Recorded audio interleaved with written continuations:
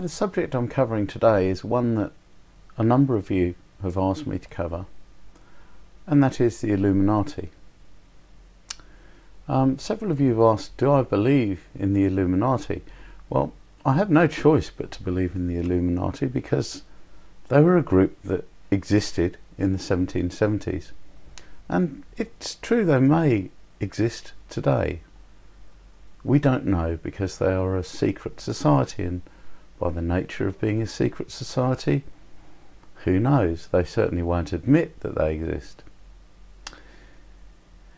But the real question I suspect you were asking is, do I believe that the world is controlled by some secret, mysterious, shadowy cabal? And I'm very much afraid that the answer to that is yes. And I think you have to believe that as well. And I'm going to go through my reasoning. Now, the first thing is that we ourselves, if you're watching this, you're probably in the same boat as I am, as in you're not on the inside, because these things are secret. You're not in a position to know, but there have been men who were in a position to know, and who for some reason or other suddenly found themselves on the outside, or disagreed so violently with the actions of the group that they knew that they decided to warn the rest of us. So let's go through a few quotes.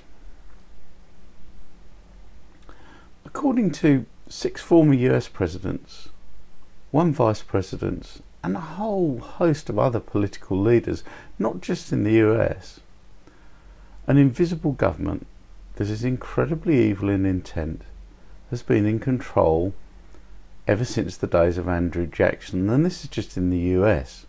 Obviously this is a worldwide thing, it's not just the United States.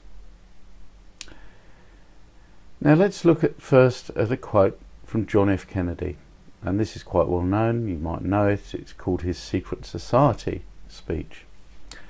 And he says, "The very word secrecy is repugnant in a free and open society, and we as a people are inherently and historically opposed to secret societies, to secret oaths, and to secret proceedings.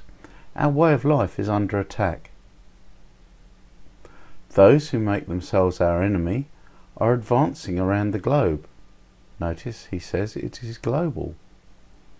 "No war ever posed a greater threat to our security.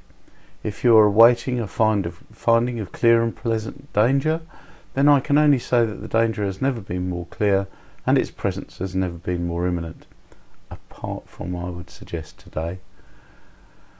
For we are opposed around the world by a monolithic and ruthless conspiracy that relies primarily on covert means for expanding its sphere of influence, on infiltration instead of invasion, on subversion instead of elections, on intimidation instead of free choice, on guerrillas by night instead of armies by day. It is a system which has conscripted vast human and material resources into the building of a tightly knit, highly efficient machine that combines military, diplomatic, intelligence, economic, scientific and political operations. Its preparations are concealed, not published. Its mistakes are buried, not headlined. Its dissenters are silenced, not praised. No expenditure is questioned, no rumour is printed, no secret is revealed." Now this was John F. Kennedy who said this. So John F. Kennedy, who was certainly in a position to know, was a believer in a worldwide conspiracy designed to control the world. And that is a very sobering thought, because he certainly was in a position to know. And if we look at someone more recent, this is Senator William Jenner. "Today, the path to total dictatorship in the US can be laid by strictly legal means, as I would suggest we are finding out with Obama. We have a well-organised political action group in this country, and it's in all countries, it's certainly in the UK as well, determined to destroy our constitution and establish a one-party state. It operates silently, secretly, continuously to transform our government. This ruthless power-seeking elite is a disease of our century. This group is answerable neither to the President, the Congress, nor the courts. It is practically irremovable. Doesn't sound too good, does it? And now we have, of all people, J. Edgar Hoover, and J. Edgar Hoover was somewhat of an establishment figure. So what did he believe? And this is a quote that he gave. It's an article in a magazine that he wrote, actually, the Elk magazine. The individual is handicapped by coming face to face with a conspiracy so monstrous he cannot believe it exists. The American mind simply has not come to the realization of the evil which has been introduced into our midst.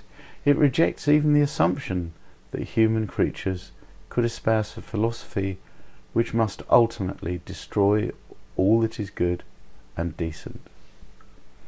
This is J. Edgar Hoover speaking. And he was the keeper of American secrets for a long time, and he certainly should know.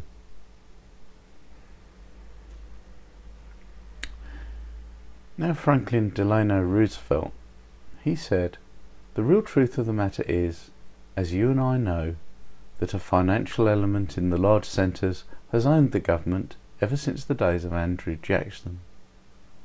And this is in a letter that he wrote to one of his friends.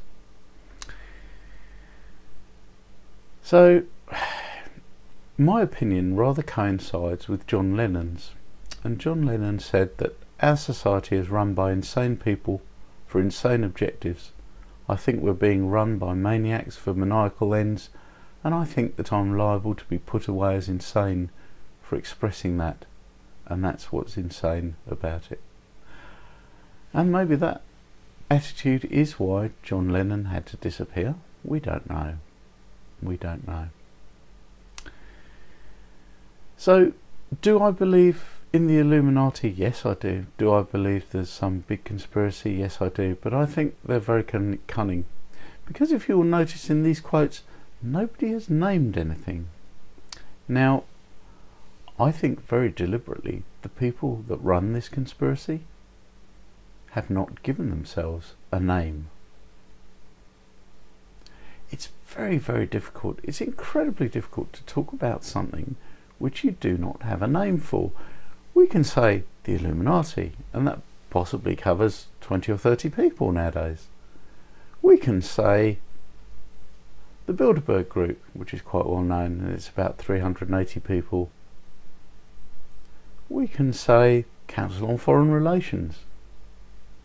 But over the top of these, I suspect, is an overarching organisation that is possibly run by people you would never think of in a million years.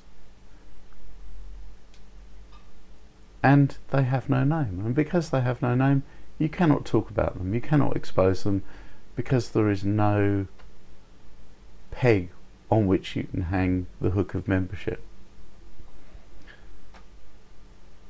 So, what to do about this?